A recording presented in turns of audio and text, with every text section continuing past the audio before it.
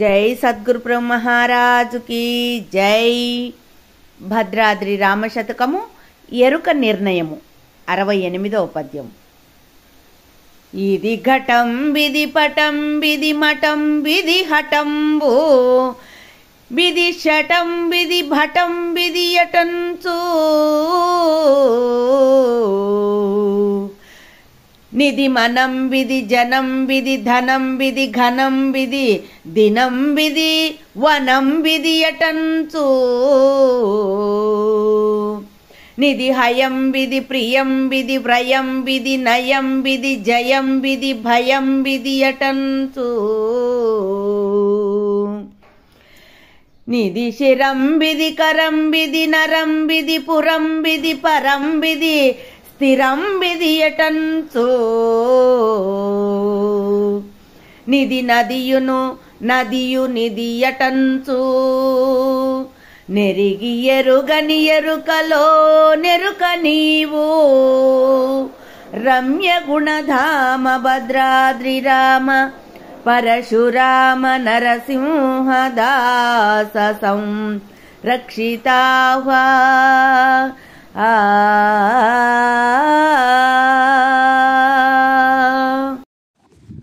జై నిజ గురుభ్యో నమః.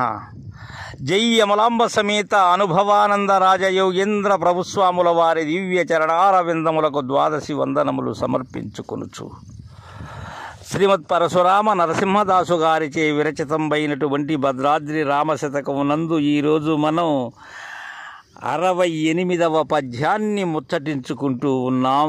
ఎరుక నిర్ణయమును. ఎరుక నిర్ణయము చేసేదే ఎరుక, మరలా ఎరుక నిర్ణయం. చాలా గమ్మత్తుగా ఉంటుంది. సర్వానికి కారణమయ్యి సర్వమును నిర్ణయం చేసేటువంటి ఎరుకను నిర్ణయం చేస్తూ ఉన్నారు ఇక్కడ గురుదేవులు.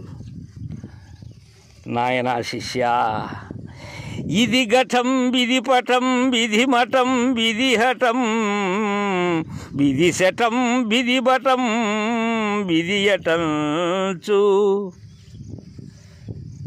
ఎలా అంటే ఇది ఘటం, ఇది ఒక మన్ను పాత్ర, కుండ.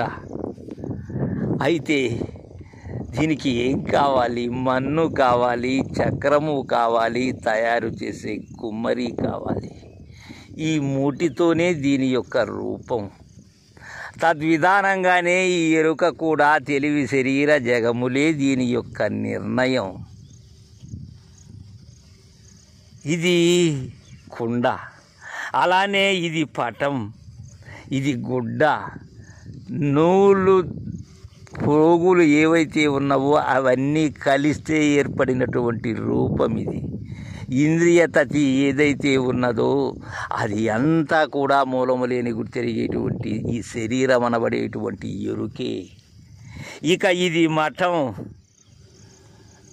మఠం అంటే మామూలుగా ఈ సన్యాసులు ఉండేటువంటి గృహాన్ని మఠము అంటారు.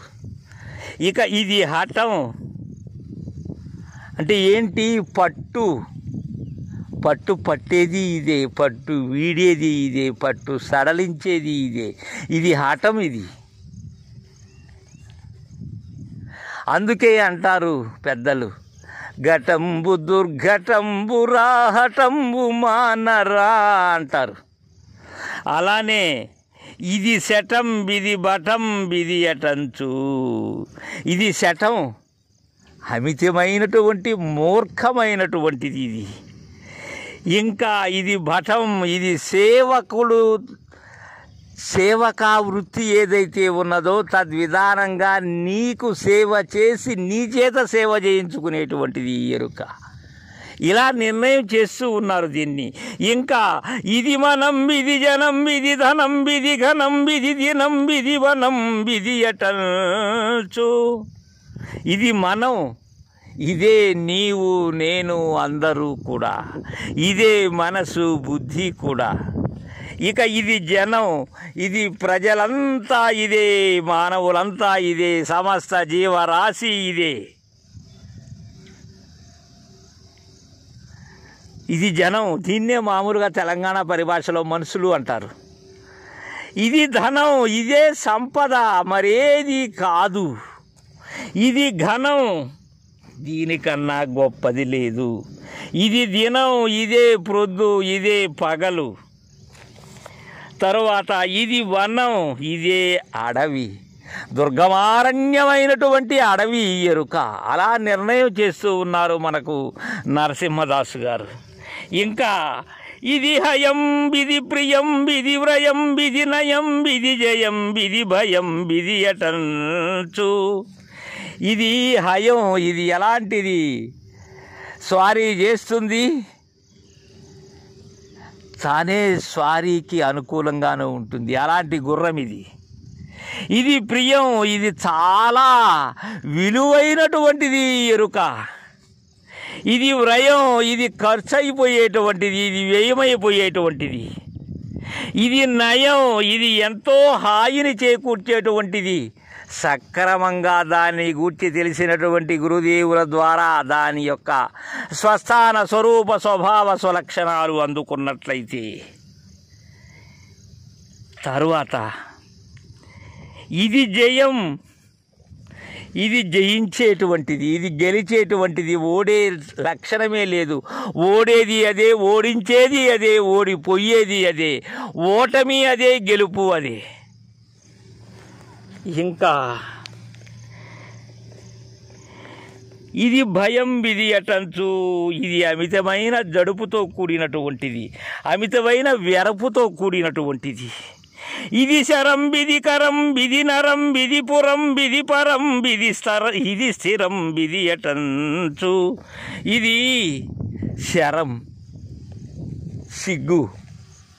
అలానే ఇది కరం, ఇది అమితమైనటువంటి ప్రియమైనటువంటిది.